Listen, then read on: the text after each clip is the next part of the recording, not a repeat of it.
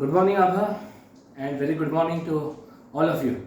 Bye the way आज क्या बात है सर, बहुत छाए हुए दिख रहा है। नहीं बॉस, मैं नहीं छाया हूँ, बाहर बादल छाए हुए हैं एंड जम के बारिश भी हो रही है। ठीक है, जो भी है फिलहाल मॉनसून अच्छा खासा है, वेदर भी बहुत प्लेजेंट है एंड अकॉर्डिंग टू दैट अभी पढ़ने का भी मूड अच्छा खासा बनता है। तो जितना हो सके उतना ये पर्टिकुलर फेज में जितना ब्रशअप कर सकते हो कर लो एंड जितना पढ़ सकते हो वो भी पढ़ लो। Okay fine. By the way आज बात कर रहा हूँ मैं पर्टिकुलर स्ट्रेटेजिक मैनेजमेंट। अभी तक के जितने सेशंस हुए, 2 ही सेशंस हुए। सब पहला इंट्रो वाला था कि ये पर्टिकुलर सब्जेक्ट क्यों पढ़ना है, इससे मैं आगे फ्यूचर में क्या एडवांटेज होने वाला है, ये सब चीज़ें। ठीक है, इसके बाद मैं गया था ये पर्टिकुलर सब्जेक्ट में एसएम या एज कम्पेयर टू आईटी बहुत कॉम्प्लेक्स सिलेबस, टोटल 8 चैप्टर्स यहाँ पे हमें ब्रशअप करने या पढ़ने हैं एंड यहाँ पे मैं शुरुआत कर चुका हूँ चैप्टर नंबर 1 के साथ। Chapter number 1 introduction to strategic management. जिन लोगों ने प्रीवियस सेशंस अच्छे से पढ़े हैं तो क्वाइट ऑब्वियसली उनके कॉन्सेप्ट क्लियर हुए होंगे। जिन्होंने क्या कहते हैं एंड टू एंड सारे कॉन्सेप्ट ब्रशअप कर लिए, line to line go through कर चुके हैं, उनके कॉन्सेप्ट और भी क्लियर हुए होंगे। एंड कोई धुकले लोग होंगे जिनको अभी भी पल्ले नहीं पड़ रहा कि यार ये स्ट्रेटेजिक मैनेजमेंट फंडा क्या है। ठीक है, तो इनके लिए सिर्फ 2 मिनट में मैं एक बार रिवाइज करवा देता हूँ कि हम लोग किस चीज़ के साथ डील कर रहे हैं, है ना। मैं हूँ फिलहाल chapter number 1 introduction to strategic management. Strategic management ये 2 पर्टिकुलर वर्ड्स का कॉम्बिनेशन है, पहला strategy and number 2 management. Strategy ये वो प्लान है which is chalk out for a long term purpose and यहाँ पे क्वाइट ऑब्वियस है अगर स्ट्रेटेजी सही रहा तो आपके बेसिक ऑब्जेक्टिव्स इजीली अचीव होंगे। लेकिन प्रोबेबिलिटी है, थोड़ी बहुत प्रोबेबिलिटी है कि आपका स्ट्रेटेजी गलत हो एंड डेफिनेटली अगर स्ट्रेटेजी गलत होगा तो पूरा बिजनेस ले डूबेगा। ठीक है, ये हो गया strategy. What is management? Management yes, managing the square resources available with your and, है ना। स्ट्रेटेजी अच्छा खासा बन गया, लेकिन हर स्ट्रेटेजी को अगर आपको इम्प्लीमेंट करना है तो उसके लिए आपको कुछ फंड लगता है, कुछ रिसोर्सेज लगते हैं एंड यही सारे रिसोर्सेज आपको सही तरीके से यूटिलाइज करना है। ठीक है, जरा भी गड़बड़ी होगी मैनेजमेंट में तो क्वाइट ऑब्वियस है आपके बेसिक ऑब्जेक्टिव्स अचीव नहीं होंगे। ठीक है, लेकिन मैनेजमेंट गलत होता है या मैनेजमेंट ठीक से नहीं होता है तो इससे कंपनी सर्वाइव करेगा, ये ऐसा नहीं है कि सीधे पूरा कंपनी डूब जाएगा, लेकिन मेक श्योर वहां पे स्ट्रेटेजी भी सही होना चाहिए, वहां पे मैनेजमेंट भी सही होना चाहिए। ओके फाइन, तो ये कॉन्सेप्ट ओवर एंड आउट। तो फिलहाल हम लोग है चैप्टर नंबर 1 इसमें 2 प्यारे प्यारे कॉन्सेप्ट हम लोग कंप्लीट कर चुके हैं। व्हाट डू, पहले तो इंट्रो वाला पार्ट था, इंट्रो के आगे गए तो वहां पे what do mean by management. Management ये यहाँ पे management refers to 2 approaches. Number 1 एक तो की ग्रुप होता है which is considered as a chief organ and number 2 inter related functionalities and process. ठीक है, तो ये 2 अप्रोचेस मैनेजमेंट रिलेटेड हम लोग पढ़ चुके हैं। इसके आगे गए तो what do mean by strategy. Strategy is a long term plan to achieve your basic objectives. Number 1 वहां पे सर विलियम की एक डेफिनेशन भी पढ़े थे हम लोगों ने, और उसी के नीचे सबसे इंपॉर्टेंट एस्पेक्ट एग्जाम क्वेश्चन, ये strategy is a partly proactive partly reactive. Learn कर लो, ये चैप्टर का थीम है, strategies are partly proactive and partly reactive. Partly proactive मतलब मैं स्ट्रेटेजीज जब बनाता हूँ तो क्वाइट ऑब्वियसली थोड़े फ्यूचर के एजम्पशंस लेके ही मैं long term plan chalk out करता हूँ, लेकिन जैसा सोचो वैसा होता कहाँ है, क्वाइट ऑब्वियस है। तो अगर फ्यूचर में चीजें आपके हिसाब से ना जाए तो क्वाइट ऑब्वियस है it requires some kind of change in the strategy. That's why we are saying strategy is partly proactive and partly reactive। अगर एनवायरनमेंट चेंज होता है ऑल ऑफ सडन तो क्वाइट ऑब्वियसली आपको अकॉर्डिंगली रिएक्ट करना पड़ेगा, strategy को accordingly change करना पड़ेगा। ठीक है, तो ये 2 कॉन्सेप्ट ओवर एंड आउट। पहला कॉन्सेप्ट था आपका पहला concept management and number 2 strategy. अब कंबाइंड डिस्कशन आएगा ये पर्टिकुलर सेशन में। ये सेशन में हम लोग पढ़ने वाले हैं what do mean by strategic management. Quite obvious है, ये 1 मिनट फंडा एकदम क्लियर रखो, सिंपल है ना। स्कोरिंग सर कितना होगा कितना नहीं, कितने मार्क्स मिलेंगे, मैं पहले बता चुका हूँ कि स्ट्रेटेजिक मैनेजमेंट एंड आईटी दोनों में आपका ग्राफ बहुत ऊपर तरफ जाएगा। द रीजन भी उन्होंने ऑब्जेक्टिव्स दिए हैं। अभी ऑब्जेक्टिव्स कितने मार्क कहते हैं, 15 मार्क के आईटी में एंड 15 मार्क के एसएम में। तो यहाँ पे ये बहुत बड़ा प्लस पॉइंट है, अगर ये ऑब्जेक्टिव सही बैठ गए तो आप आराम से 45 प्लस दोनों तरह स्कोर कर सकते हो। लेकिन कुछ चीज़ों पे ध्यान देना होगा। स्ट्रेटेजिक मैनेजमेंट में प्रेजेंटेशन बहुत इंपॉर्टेंट है एंड जहाँ जहाँ पॉसिबल है आपको जितने भी ऑथर्स आ रहे हैं उसका नाम भी लर्न करना है, साथ में उसके डेफिनेशंस भी रट्टा मारना है, जो हम लोग 10th में बहुत करते थे। यस क्वाइट ऑब्वियस है, तो वही चीज़ें फिर से रिपीट करना है। बाकी एज सच ईजी है, मैं हूँ ना साथ में। ओके फाइन, तो फिलहाल आप आ रहे हो पेज नंबर थंबर है 1 minute sorry for the technical break. अच्छा, तो फिलहाल आ जाओ आप लोग पेज नंबर 1.6। वहाँ से कॉन्सेप्ट शुरू हो रहा है, वो है आपका strategic management, combined concept. Okay, content number 1.5। हाय, देखते देखते कंटेंट नंबर 1.5 तक के भी आ गए। ऊपर देखो ढूंढ लो सर, फिर पहले 4 कंटेंट कौन से थे? देखो, पहला मैं बता रहा हूँ, पहला था आपका इंट्रोडक्शन। ओके, कंटेंट नंबर 2 तो मुझे भी नहीं पता। यस, कंटेंट नंबर 2 था आपका बिजनेस पॉलिसी, जो हम लोगों ने पेंडिंग में रखा है। तो content number 1 introduction, content number 2 business policy, तीसरा कंटेंट था मैनेजमेंट रिलेटेड, एंड चौथा कंटेंट है स्ट्रेटेजी रिलेटेड। अब आ रहा है कॉन्सेप्ट नंबर 5। ओके, चलो, स्ट्रेटेजिक मैनेजमेंट थोड़ा फोकस करना, जो एग्जाम क्वेश्चन है आएंगे आगे आपको। ये ऐसे में एक बड़ा एडवांटेज है कि आपको भी पता है कि एग्जाम क्वेश्चन कौन सा होने वाला है। यस यस यस यस, यहाँ पे ज़्यादा ढूंढने का काम नहीं है, सिर्फ कॉन्सेप्ट ग्रैब करो एंड आगे बढ़ते जाओ। चलो देखिए, तो कॉन्सेप्ट नंबर 1.5, मैं हूँ पेज नंबर 1.6। मेरे पर्टिकुलर मॉडल में आप लोगों को स्ट्रेटेजिक मैनेजमेंट के ऊपर, यस, हेडिंग को थोड़ा चेंज करना, strategic management and its objective, ऐसा कर देना, strategic management and its objective. ढोकलो करो जल्दी। लिखा? चलो ओके, डन। देखो, in hyper competitive market place मिला। यस, ये देखो, स्ट्रैटेजी सबसे इंपॉर्टेंट थीम क्या है कि जहाँ पे बहुत ज़्यादा कॉम्पिटिटिव मार्केट होगा वहाँ पे स्ट्रैटेजी बहुत आपके काम में आने वाला है। तो देखो सेंटेंस कैसे शुरुआत की है, in a hyper competitive market place companies can operate successfully by creating and delivering superior values to target customers and also learning how to adopt to a continuously changing business environment. देखो, market में survive करना है तो एक चीज़ ध्यान में रखो कि जितना जल्दी आप, जितना फास्ट एनवायरमेंटल चेंज को अडॉप्ट करोगे, उतना ज़्यादा आप सर्वाइव करने के चांसेस भी ज़्यादा है, एंड उतना ज़्यादा ग्रोथ भी होने के चांसेस ज़्यादा है। जो पर्सन बाहर के एनवायरमेंट से अपने आप को अडॉप्ट नहीं कर पा रहा है तो क्वाइट ऑब्वियस वो पीछे रह जाएगा। एक टाइम आएगा जब उसे अपना बिजनेस शट डाउन करना पड़ेगा। नेक्स्ट पॉइंट है ना, यस।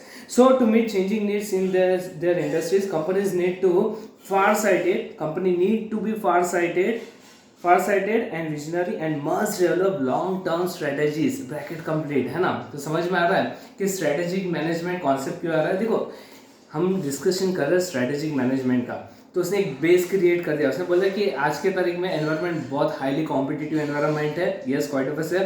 तो इन दैट सिनेरियो हर एक ऑर्गेनाइजेशन को बाहर के एनवायरनमेंट के साथ अपने आप को एडजस्ट करना पड़ेगा। वो जितने जल्दी एडजस्ट करेगा उतना ज़्यादा उसका स्कोप है सर्वाइव होने का, एंड वो ज़्यादा ग्रोथ भी कर पाएगा। लेकिन फॉर दैट रीजन यहाँ पे उन्होंने कहा है कि आपको इसके ये सब चीज़ों को टैकल करने के लिए एक पर्टिकुलर प्लान की जरूरत है। That plan is considered as a strategic management which is for a long term duration. Okay, next point, bracket complete, जहाँ तक के पढ़ा। इसके बाद एक दो सेंटेंस छोड़ के द ओवरऑल ऑब्जेक्टिव्स, भाई मैंने हेडिंग में चेंज कर रहा था। हेडिंग क्या था? Strategic management and its objective. तो देखो नीचे ऑब्जेक्टिव्स आ रहा है, क्या कह रहा है? The overall objective of strategic management are two fold, है ना, 2 फोल्ड है। नंबर 1, पहला, सेंटेंस फॉर्मेशन पे थोड़ा फोकस करो। क्या स्टैंडर्ड वर्ड यूज किया, क्या वर्ड था? The overall objective of strategic management are two fold. चाहता तो बोल सकता था following are the 2 basic objectives of strategic management. Two fold, yes. Number 1, to create underline करो,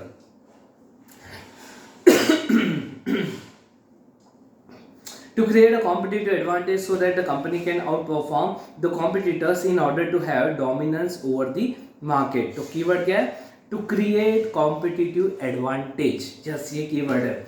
तो हर एक स्ट्रेटजी का बेसिक ऑब्जेक्टिव क्या होता है? To create a competitive advantage, मतलब आपका कॉम्पिटिटर मार्केट कंडीशन का एडवांटेज ले, उससे पहले आप एडवांटेज लेके आगे निकल जाओ। ये बेसिक ऑब्जेक्टिव है हर स्ट्रेटेजी का। तो पहले में कीवर्ड है to create a competitive advantage, number 1। Number two, to guide the company successfully through all the changes in the environment. To guide the company successfully through all the changes in the environment, ठीक है। अब सुनो, second में keyword है to guide the company successfully. बस इतना ही लिखो। Learn करना कैसे मैं बता रहा हूँ, थामो, मैं हूँ ना, काहे टेंशन ले रहा हूँ। ऊपर देखो, 2 कीवर्ड्स है। पहले में था to create a competitive advantage, और नीचे में था टू गाइड कंपनी सक्सेसफुली। तो लास्ट में लिख देना पहले पॉइंट के साइड में, टू क्रिएट सीए।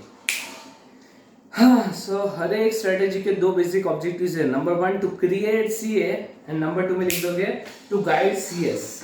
अब ये क्या था? सीए एंड सीएस का क्या लेना देना यहाँ पे बता रहा हूँ। काहे टेंशन ले रहे हैं? यस देखो, टू क्रिएट सीए मतलब to create competitive advantage, and number 2 to guide CS मतलब to guide company successfully, that's it, है ना। तो हर एक स्ट्रेटेजी के 2 basic objective, to create a CA and to guide a CS, समझ में आ रहा है? That's it. ओए सिंपल है, चलो ओके। तो ये लर्न कर लेना, 2 मार्क्स या 3 मार्क्स से माइट भी पूछ ले, क्या पता। वैसे भी यहाँ पे क्वेश्चन स्ट्रेट फॉरवर्ड आते हैं। चलो ओके आगे बढ़े। नीचे मैंने को एक बोल्ड लेटर में एक डेफिनेशन दिया है, the term strategic management refers to, मिला? ये रट्टा मार लो।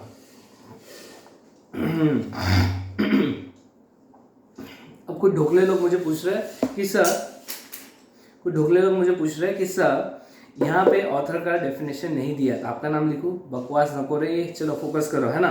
The term strategic management refers to, है ना, the term strategic management refers to managerial process, managerial को ब्रैकेट में ले लो तो सही, मैं बता रहा हूँ कैसे लर्न करना बता रहा हूँ।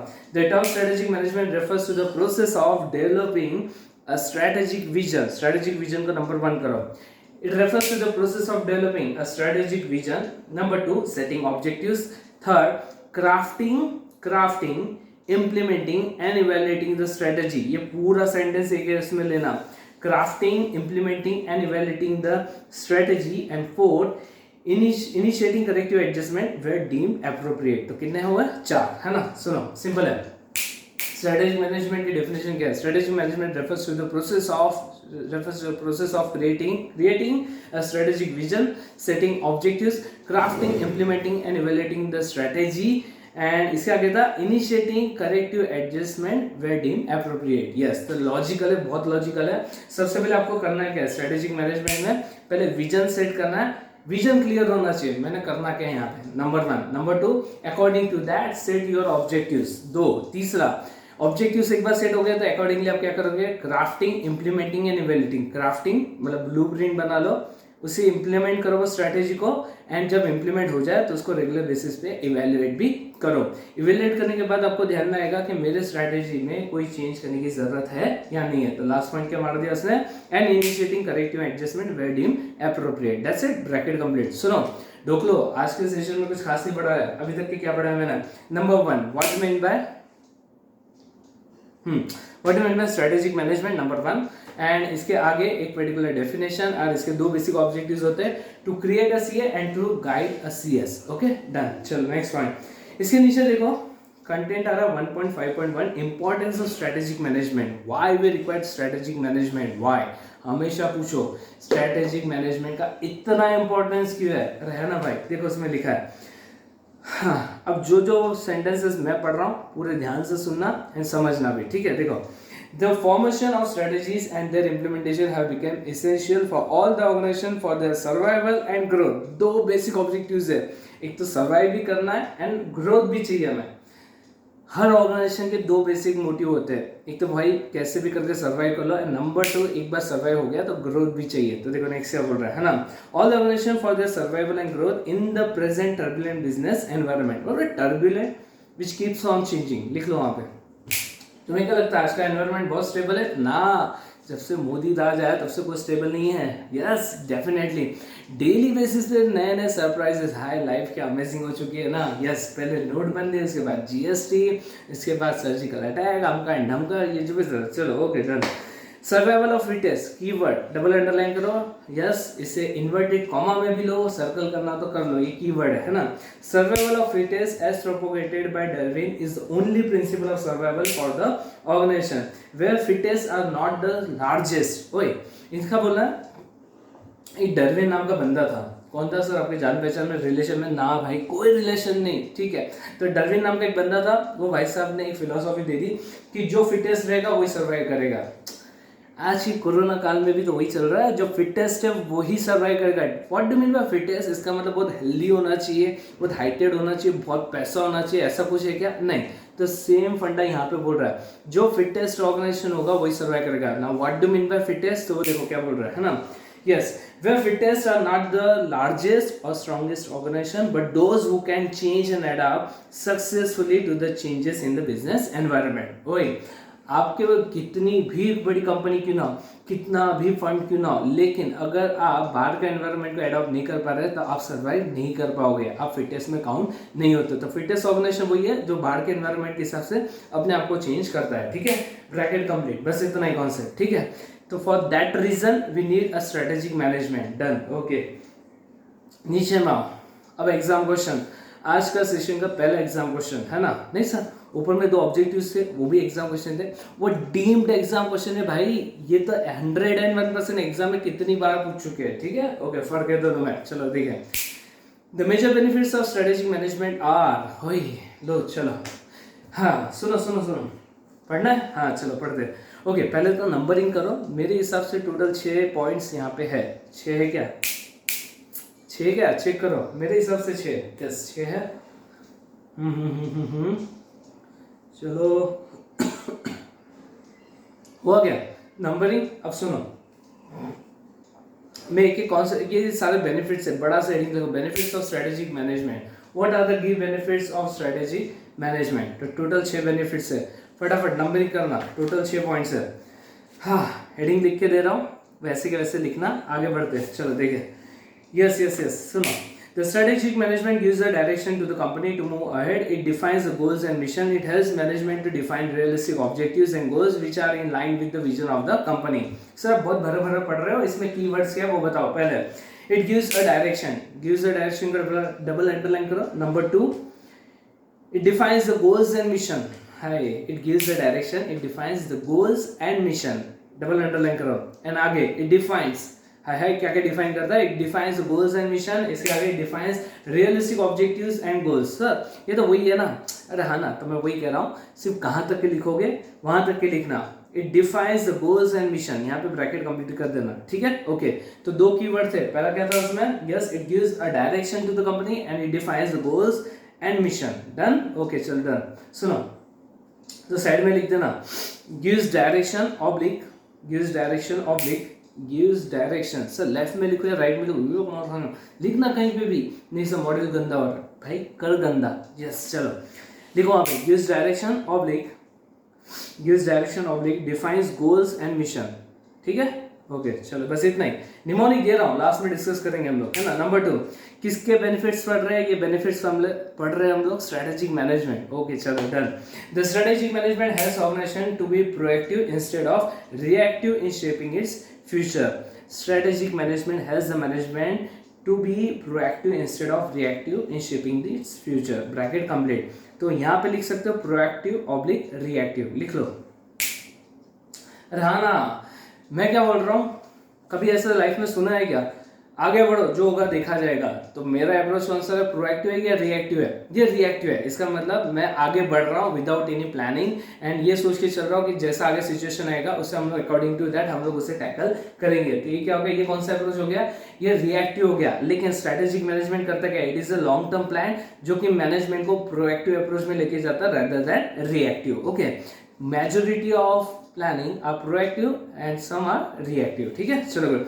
तो देखो पहले में कीवर्ड हो गया गिव्स डायरेक्शन, नंबर 2 में proactive and reactive, okay. And तीसरा, यस तीसरा, सब बस इतना ही लिखना है। वो इतने बड़े बड़े सेंटेंस ना लिखने की जरूरत नहीं है भाई, मैं कह रहा हूँ ना, जितने कीवर्ड्स है उतना ही लिखो एंड आगे चिंगम की तरह खींचा, लिखने की जरूरत नहीं है, ओके। तीसरा, yes strategic management provides framework for all the major decisions of an enterprise, बस इतना सा। ओए फुल स्टॉप करो, आगे सेंटेंस कट कर दो।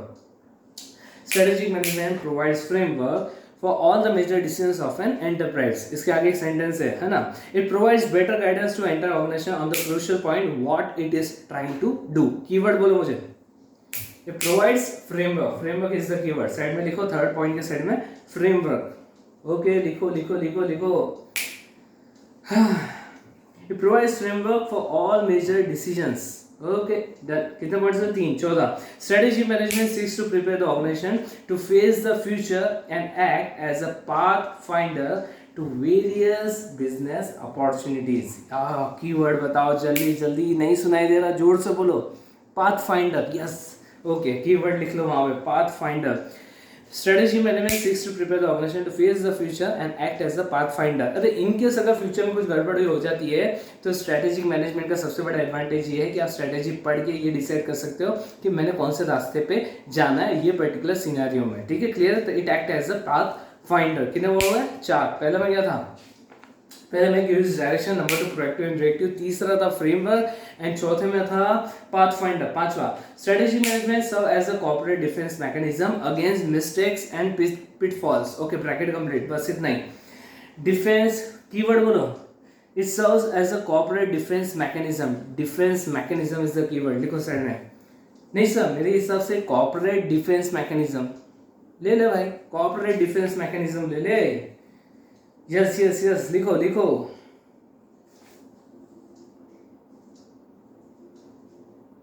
Corporate defence mechanism, done. Okay, चलो good.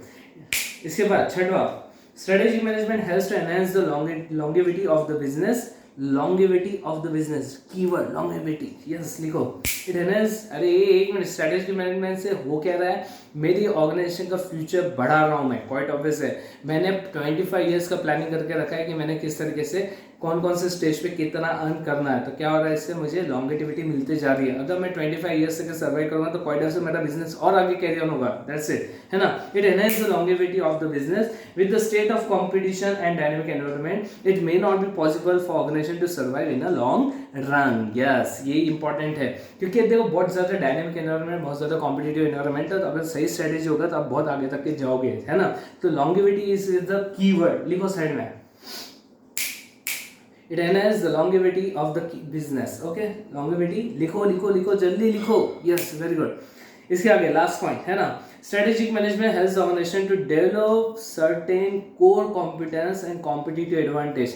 To develop, inverted comma में लो, यहाँ से डबल अंडरलाइन करो। To develop certain core competence and competitive advantage. लिखा, लिखो लिखो लिखो लिखो।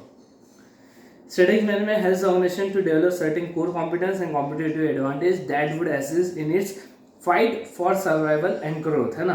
तो C&C ये कीवर्ड है। What is C&C? C&C, core competence and competitive advantage. That's why we are saying C&C factor. Okay, लिख लो वहाँ पे C&C, core competence and competitive advantage. Done? लिखा गया? अरे लिखो ना, ढोक लो जल्दी। Come on man. हाँ चलो, ओके। कितने पॉइंट्स हो गए? 6 पॉइंट्स हो गए? नहीं सर, 7 पॉइंट्स हो रहे। 7 पॉइंट्स हो रहे हैं। देखिए, पहला पलटो मत रहे। देखो, पहला था it gives direction, number 1। Number 2 proactive and reactive. तीसरा फ्रेमवर्क। चौथा पाथ फाइंडर था। पांचवा लास्ट वाला तो CNC था, वो मुझे याद आ रहा है। Defence mechanism, corporate defence mechanism, एक ये पॉइंट था। एक पॉइंट और बचा है, लॉन्गेविटी, है ना। डन, ओके चलो गुड। इसका निमोनिक ले लो। हाँ मेरे पास बॉस कितने निमोनिक है? 2 निमोनिक है, आपको जो पसंद है वो ले लो। पहला निमोनिक है ना, इट हैज स्ट्रेटेजिक मैनेजमेंट। किसके बेनिफिट्स पे रट रहे हैं हम लोग? Benefits of strategic management. तो उसका बेनिफिट क्या है? इट हेल्प्स टू कैलकुलेट, आगे का जो है वो inverted comma, it helps to calculate GP of CFL। GP लिखने के बाद उसे स्क्वायर करना। जीपी मीन्स ग्रॉस प्रॉफिट, है ना। Strategic management helps to calculate GP of CFL, C को भी स्क्वायर कर देना, CFL। ये स्क्वायर मतलब क्या होता है? P पे से 2 पॉइंट है, C पे से 2 पॉइंट है। इस तरीके से देखो, G पे से पहला पॉइंट है, P पे से 2 पॉइंट है, प्रोएक्टिव है, और एक है आपका पाथ फाइंडर। हो गए 3 पॉइंट्स हो गए। इसके बाद C पे से 2 पॉइंट है, corporate defence mechanism and C&C, है ना। इसके बाद FL पे से F पे से था फ्रेमवर्क एंड L पे से लॉन्गेविटी। हो गए क्लियर? कितने पॉइंट्स हो गए? देखो 2 3 4 5 6 7 पॉइंट्स हो गए, है ना। ये एक निमोनिक है। Second, 2 PDF of LCM।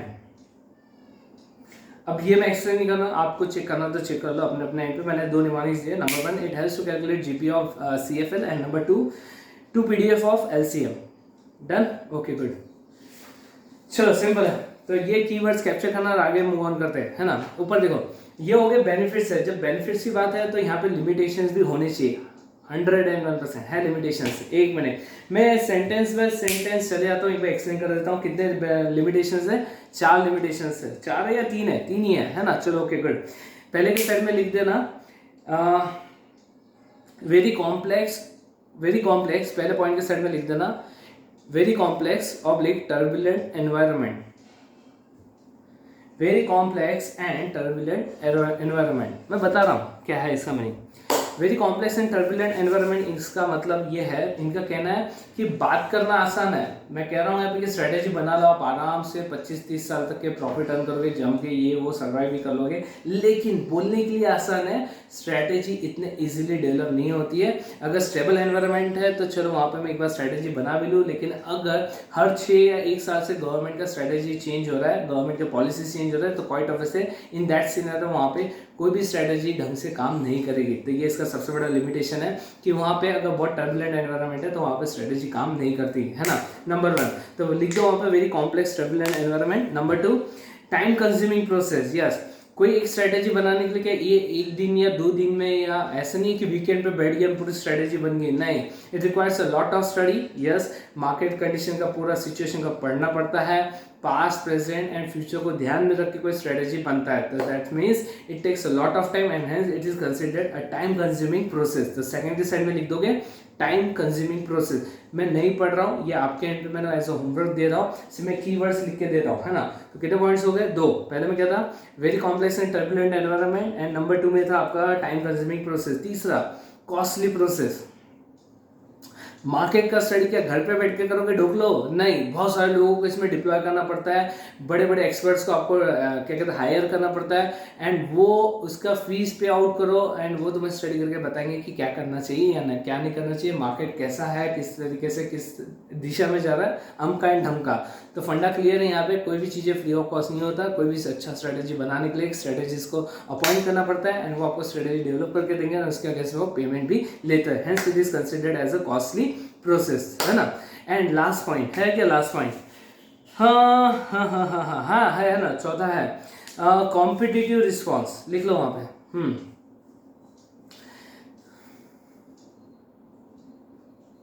Competitive response सिर्फ लिख लो।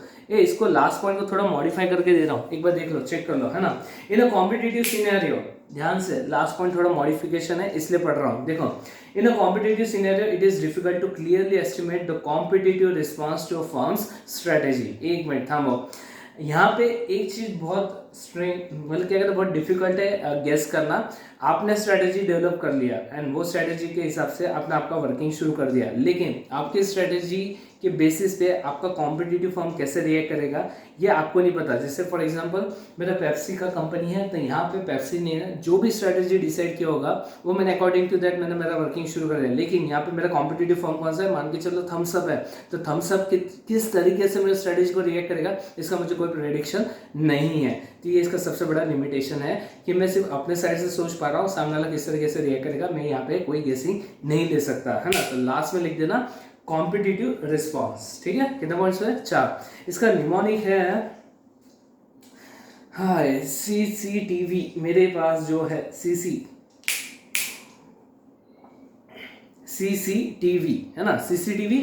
सी पे से कॉस्टली प्रोसेस, सी पे से कॉम्पिटिटिव रिस्पॉन्स, टी पे से time consuming process, and we पे से वेरी कॉम्प्लेक्स टर्बुलेंट एनवायरनमेंट, ठीक है। ओके, तो आज के लिए बस इतना ही है। ये पर्टिकुलर लेक्चर में हम लोगों ने क्या कुछ कंप्लीट किया, यहाँ पे कौन सा कंप्लीट और हो गया हमारा।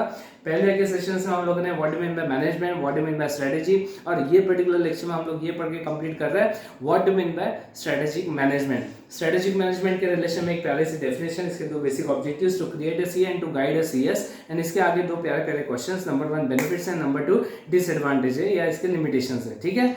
तो आज के लिए बस इतना ही, यहीं रुक रहा हूँ मैं, फिर मिलेंगे। रोज मिलना है अभी, तो रोज के मेरा एक टारगेट है कि रेगुलर सेशन कंप्लीट करते जाओ, सो दैट आपके ऊपर भी लोड ना आए एंड मेरा भी थोड़ा सा लिंक अप चलते रहेगा, ठीक है। तब तक के लिए sayonara and have a great day, bye bye.